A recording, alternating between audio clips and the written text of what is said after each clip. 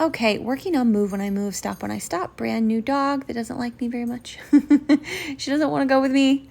She's very, very nervous, very much a fear biter. Only when pressured will she get you, but she'll get you still. And so I'm just getting to know her. And so we try a couple things in this video, but the owners are going to be doing the same routine. It's like 180s, pivot, move when I move, stop when I stop. And when she's distracted, I'm increasing pressure right here. You see that? So I'm not just applying tension and then letting her choose to move. She's a little different. There's food on the floor I was trying to get her to take. So I'm holding tension, and then she gave in. I relaxed. I was nicer on that one because I felt her body be softer.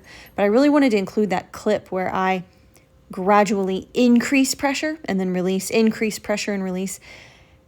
Because sometimes we have to do that with the dogs that are really resistant, especially on a slip leash, which does not give you as much leverage as a prong collar. Here, I'm trying to back up, see if the engagement helps her. It did not help her. When she saw me facing her, she was like, look at her. She's like, why are you putting so much pressure on me? So that I tried that twice, and that told me that I'm just going to turn my back on you.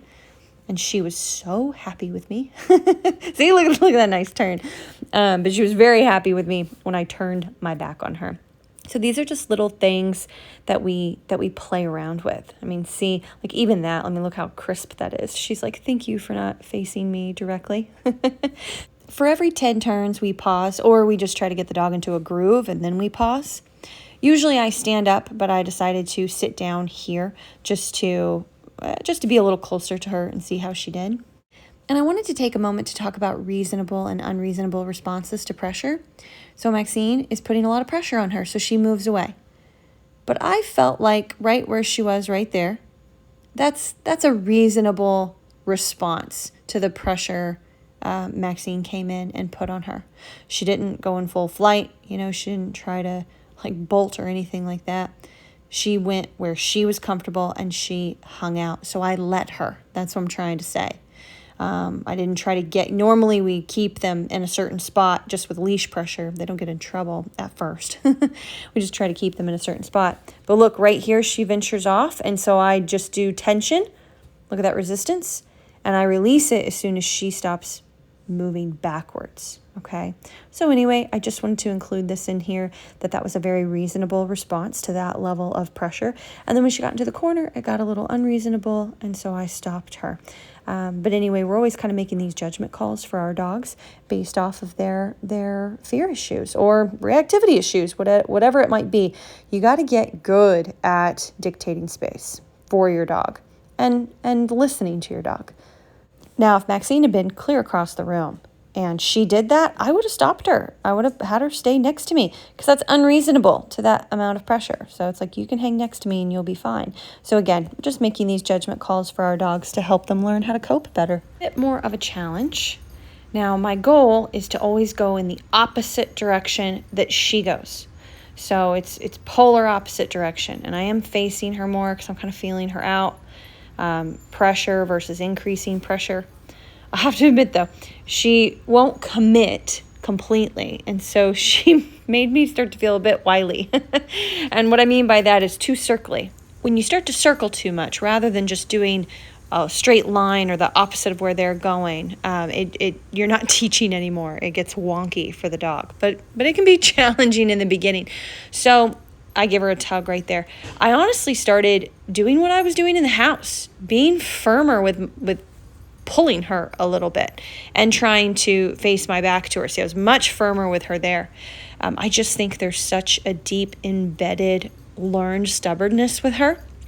She's been the fearful dog and we don't want to upset her. We don't want to get bit. And then now this new family has adopted her and she's pretty stuck. And so sometimes it's not pressure work, gentle pressure work, and then maybe a pop for a little clarity. Honestly, what worked best for her is me showing her that I'm a strong person and doing a gradual increase in pressure and then release and doing that over and over again. And she got in a much better groove. But this obviously doesn't look as clean as it did in the house. I'm turning in different directions because I'm responding to what she's doing. And there's less structure out here. There's all this space for her to go.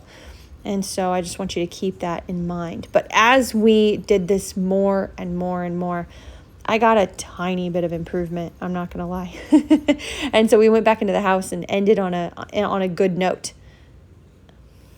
I also added in a really gentle turn in towards her. I was hesitant to do this, but she was so all over the place outside, I decided to try it. And I think it really helped. It was very gentle. It was not to suppress arousal or suppress her moving ahead of me or anything like that, like this technique is often used for. It was just to feel her out and get her more used to me and even build trust. Like, I'm not going to come at you. We're just turning here. And the cool thing is, when I started to do that, we did it probably about 5 times in a row, things got much more smooth. I also gave her another pop correction that was the firmest. I was like, let me just try, instead of a pop for communication, let me do like a firm pop. And I tried one of those as well. And that did help her just be more aware of what I was asking and less like looking for her exits. How do I get out of here? How do I go where I want to go? And so the combination of those two things finally got her more in that straight line. So I'm just speeding that up and showing that to you right here. And then we added our pause. The only reason I squatted down is, again, because I'm trying to, just get her more used to me and my movements and things like that. But you got to remember, it's move when I move, stop when I stop. We move till we get a groove, or, until I just need to stop. But the goal is to get into a little bit of a groove and then do the pause, long pause till the dog is bored. Then you move on with your turning. And I will say this is really about the best that it got, in the short amount of time that we had. And I was happy with that. I mean, just to get any improvement, it's not about perfection, it's about incremental stacking of improvement. That's what wins the day. And it certainly did with her.